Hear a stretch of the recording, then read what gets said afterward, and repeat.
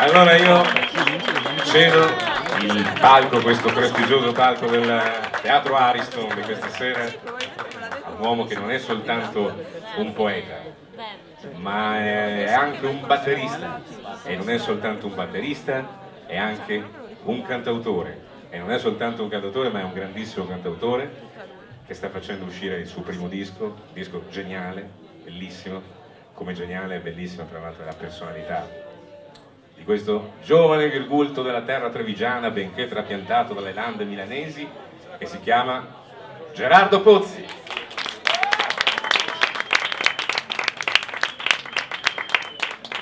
Grazie mille ad Alberto. Allora, per onore dell'altro Alberto Seschini, vi devo raccontare un uomo che si è trovato, ha visto e sentito qualcosa che non doveva né sentire né vedere, e si è trovato con una bella pavimentazione in cemento sui piedi ed è stato buttato nel profondo dell'oceano.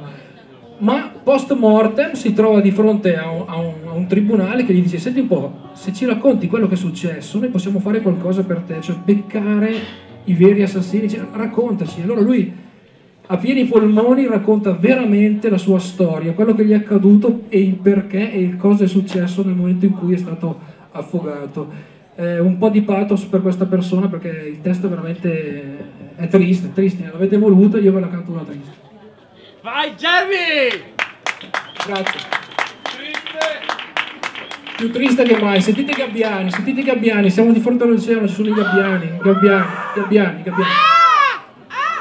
pavone quello. Dei piccioni di mare.